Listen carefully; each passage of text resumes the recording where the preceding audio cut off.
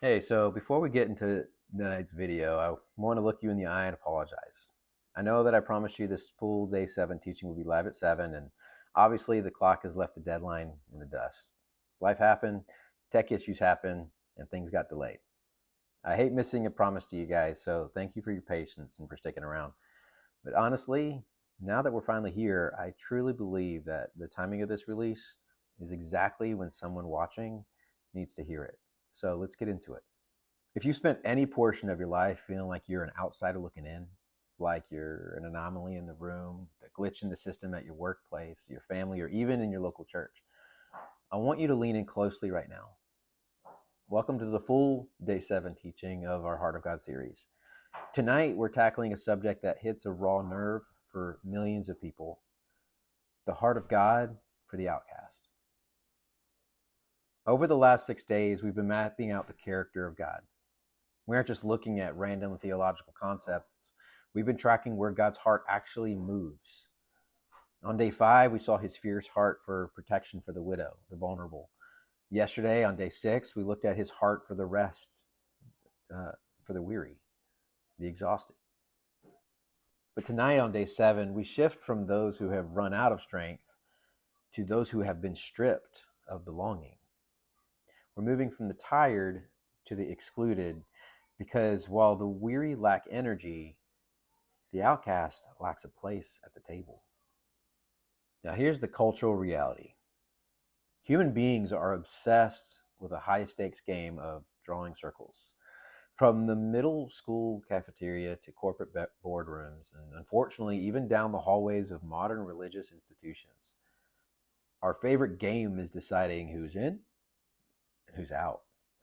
We categorize people. We draw lines based on performance and social status and pedigree or past moral failures. If you fit the curated, filtered mold, you get invited inside the circle. But if you don't, you get pushed to the margins. And the greatest tragedy is that most of us have projected this human pettiness onto the Almighty. We think that God runs his kingdom like a VIP club. We assume he's behind a velvet rope, checking our credentials, looking at our messy pasts, and waiting for us to get it together before we're allowed to approach him. But the Bible presents a completely different reality. The heart of God isn't a defensive shield trying to keep the wrong people out. It's a central gathering force designed to pull the marginalized into the dead center. Look at Psalm 147, verse 2.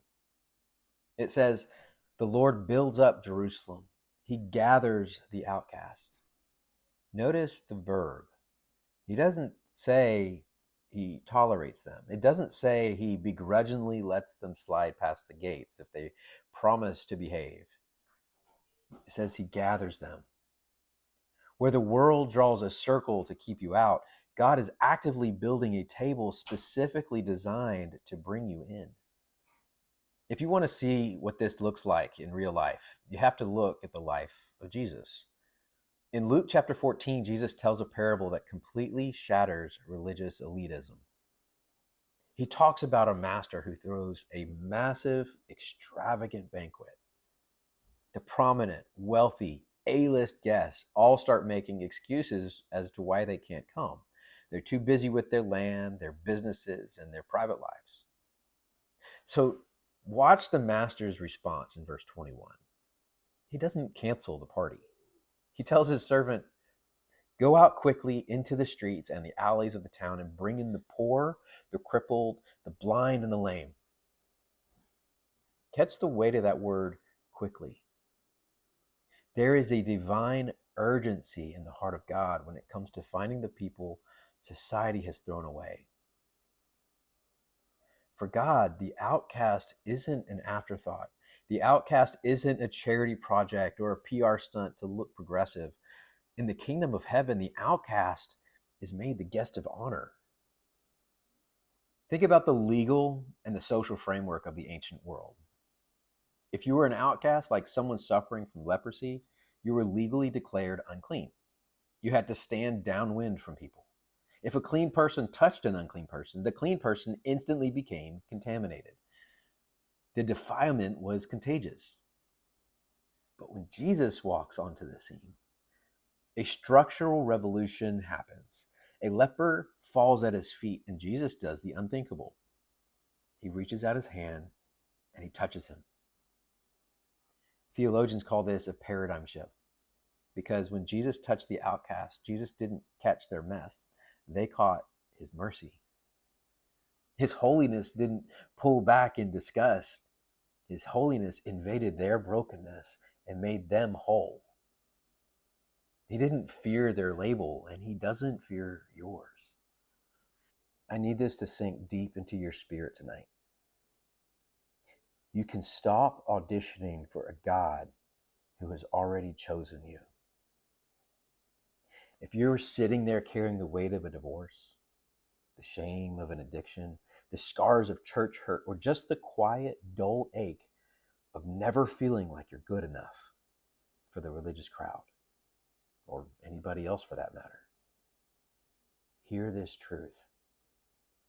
Your outcast status in the eyes of the world is actually your VIP pass into intimacy with Jesus. Christ didn't die to preserve a country club for the self-righteous. He died to build a sanctuary for the broken. He doesn't look at your scars and see disqualification. He looks at your scars and sees an opportunity for resurrection. But this truth cuts both ways on day 7. So if we claim to be followers of Christ, if we claim that our hearts have been transformed by the heart of God over this 7-day journey, then our circles have to change. We can't claim to worship God who gathers the outcasts if we spend our lives avoiding the very people that he's running toward. Having the heart of God means that looking around your workplace, your campus, or your church lobby, finding the person sitting in the shadows and actively moving your circle to include them. So let's look at the full picture that we've painted so far this week. We serve a God who fiercely protects the widow, a God who tenderly gives rest to the weary, a God who urgently gathers the outcast, a God who runs towards you in your shame so that you can be protected from the accusations of the world. This isn't a distant, stoic deity sitting on a cold throne. This is a father who refused to leave his children stranded in the margins. If you're ready to stop running, stop hiding, and finally claim your seat at the table he built for you, I want you to do something symbolic right now. Drop a 7 in the comment section below. Let it be a declaration that you are stepping out of the shadows of rejection and into the light of his grace. Thank you so much for your patience tonight and for walking through this Heart of God series with me so far. Share this video with someone who desperately needs to know that they belong. I love you guys. God bless you. I'll see you tomorrow.